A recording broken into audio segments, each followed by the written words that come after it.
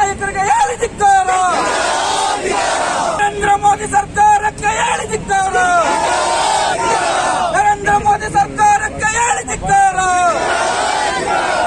ಏನು ಬೆಲೆ ಏರಿಕೆ ಅಂತ ಹೇಳ್ತಾ ಇದ್ದಾರೆ. ಮೊಸರು ಮೇಲೆ GST ಹಾಕಿದ್ದೀರಾ, ಟ್ಯಾಕ್ಸ್ ಹಾಕಿದ್ದೀರಾ, ಹಾಲ್ ಮೇಲೆ GST ಟ್ಯಾಕ್ಸ್ ಹಾಕಿದ್ದೀರಾ, ಪ್ರತಿಯೊಂದು ಸಾಂಬಾರು ಪದಾರ್ಥಗಳ ಮೇಲೆ GST ಟ್ಯಾಕ್ಸ್ ಹಾಕಿದ್ದೀರಾ, ದಿನನಿತ್ಯ ವಸ್ತುಗಳ ಮೇಲೆ ಟ್ಯಾಕ್ಸ್ ಹಾಕಿದ್ದೀರಾ.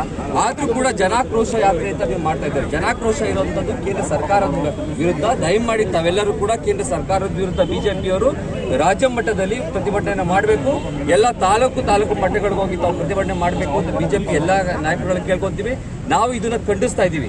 ಏನು ಉಜ್ವಲ ಅಂತ ಏನ್ ವ್ಯವಸ್ಥೆ ಮಾಡಿದ್ದಾರೆ, ಗ್ಯಾಸ್ ವ್ಯವಸ್ಥೆ ಉಜ್ವಲ ಅಲ್ಲ, ಅದು ಎಲ್ಲನ ಹಾಳು ಮಾಡ್ತಾ ಇರುವಂತ ಕೆಲಸವನ್ನ ಮಾಡ್ತಾ ಇದ್ದಾರೆ. ಬಡವರ ಮನೆಯಲ್ಲಿ ಏನಿತ್ತು ಗ್ಯಾಸ್ ಅನ್ನ ಉಪಯೋಗಿಸ್ತಾ ಇದ್ರು, ಮತ್ತೆ ಸೌದೆ ಒಲೆಗೆ ಹೋಗುವಂತ ಕೆಲಸವನ್ನ ಬಿಜೆಪಿ ಸರ್ಕಾರ ಮಾಡ್ತಾ ಇದೆ, ಮೋದಿ ಅವರು ಮಾಡ್ತಾ ಇದ್ದಾರೆ. ಮತ್ತೆ ಸೆಸ್ ₹2 ಜಾಸ್ತಿ ಮಾಡ್ತಾರೆ. ಇನ್ನೊಂದು ರೀತಿ ಗ್ರಾಹಕರ ಮೇಲೆ ಹೊರೆ ಇಲ್ಲ ಅಂದ್ರೂ ಕೂಡ ಅದು ಹೊರೆ ಆಗೇ ಆಗುತ್ತೆ. ಮತ್ತೆ ಒಂದಲ್ಲ ಇನ್ನೊಂದು ರೀತಿ ಹೊರೆ ಆಗೇ ಆಗುತ್ತೆ.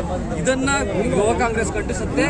ಇದು ಇವತ್ತು ಬೆಂಗಳೂರಲ್ಲಿ ಆಗಿದೆ, ನಾಳೆ ಎಲ್ಲಾ ಜಿಲ್ಲೆಗಳಲ್ಲಿ ಯುವ ಕಾಂಗ್ರೆಸ್ ಖಂಡಿಸಿ ಪ್ರತಿಭಟನೆಯನ್ನ ಮಾಡುತ್ತೆ.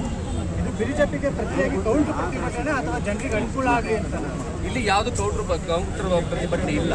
ನೋಡಿ, ರಾಜ್ಯಾದ್ಯಂತ ಅಲ್ಲಿ ರಾಷ್ಟ್ರಾದ್ಯಂತ ಅಲ್ಲಿ ಯಾವುದೇ ಬೆಲೆ ಏರಿಕೆ ಆದ್ರೂ ಕೂಡ ಕೇಂದ್ರ ಸರ್ಕಾರವೇ ಕಾರಣ ಆಗಿರುತ್ತೆ ಹೊರತು ರಾಜ್ಯ ಸರ್ಕಾರ ಆಗಿರಲ್ಲ.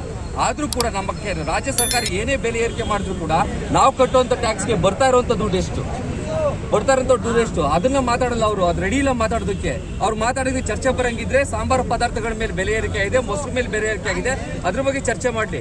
ಅವರೆಲ್ಲ ನಾಟಕ ಮಾಡುವಂಥವ್ರು, ಆರ್ ಅಶೋಕ್ ಇರ್ಬೋದು, ವಿಜೇಂದ್ರ ಇರ್ಬೋದು, ನಾಟಕ ಮಾಡುವಂಥವ್ರು. ಅವ್ರಿಗೆ ಜನರ ಒಳ್ತಿಗಾಗಿ ಅಂತ ಮಾಡಬೇಕಾಗಿಲ್ಲ. ಅವರು ಕೋಮವಾದ ಹತ್ತಿಕ್ಕುವಂತ ಕೆಲಸವನ್ನ ಮಾಡಲ್ಲ, ಅವರು ಹಚ್ಚುವಂತ ಕೆಲಸವನ್ನ ಮಾಡ್ತಾರೆ.